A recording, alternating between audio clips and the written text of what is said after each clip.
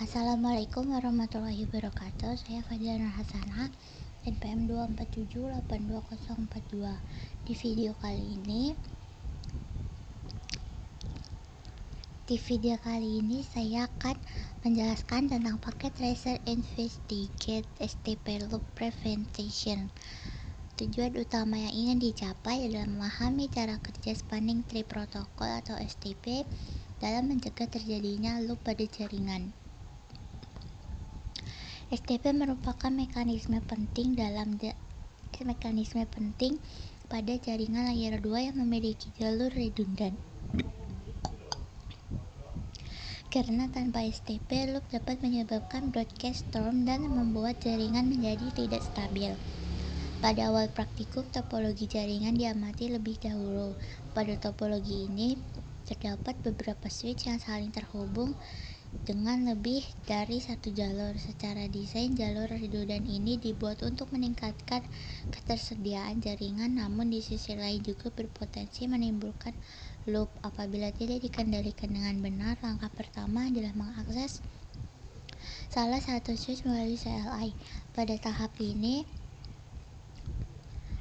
kita berada pada user exec mode. Untuk dapat melakukan pemeriksaan konfigurasi dan status STP, kita masuk ke privilege exec mode dengan mengetikkan perintah enable. Setelah berada di privilege exec mode, langkah selanjutnya adalah memeriksa status STP pada switch. Hal ini dilakukan dengan menggunakan perintah show spanning tree. Perintah ini menampilkan informasi lengkap mengenai STP, termasuk root bridge ID, port cost, dan status masing-masing port. Dari output perintah tersebut, kita dapat mengidentifikasi root bridge, yaitu switch yang dipilih oleh STP sebagai pusat topologi. Root bridge dipilih berdasarkan bridge ID terendah, yang merupakan kombinasi dari priority dan MAC address. Switch dengan nilai bridge ID terendah akan menjadi root bridge. Setelah root bridge teridentifikasi, STP akan menentukan peran setiap port pada switch. Terdapat beberapa peran port utama, yaitu root port, designated port, dan block port.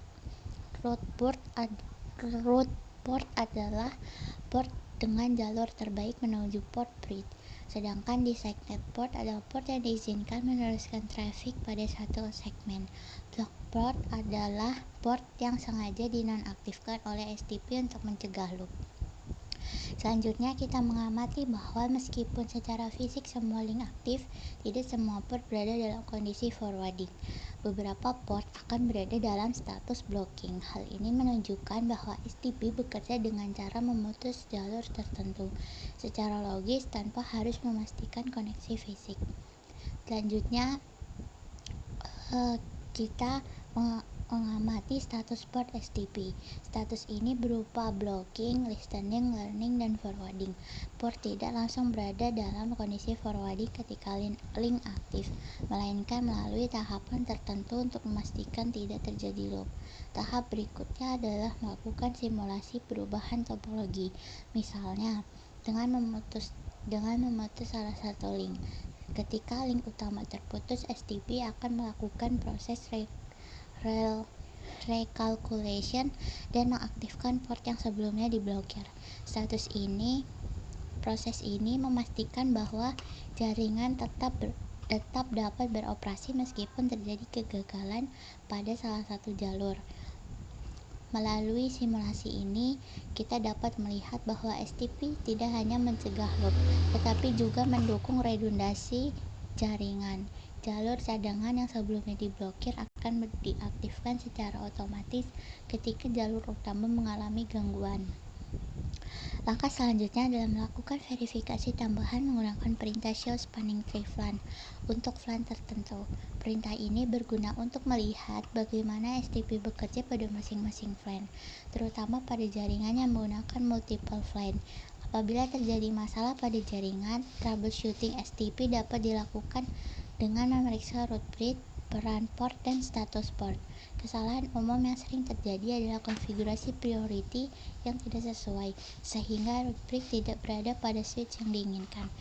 Dalam konteks praktikum, mahasiswa diharapkan mampu menjelaskan mengapa suatu port diblokir dan bagaimana STP menentukan jalur terbaiknya. Pemahaman ini lebih penting dibandingkan sekedar penghafal perintah karena STP bekerja secara otomatis berdasarkan algoritma tertentu. Nah, sebagai penutup, dapat disimpulkan bahwa spanning tree protokol merupakan mekanisme vital dalam jaringan switch yang memiliki jalur redundan. STP mencegah loop dengan cara memblokir jalur tertentu secara logis, namun tetap mempertahankan jalur cadangan untuk keandalan jaringan.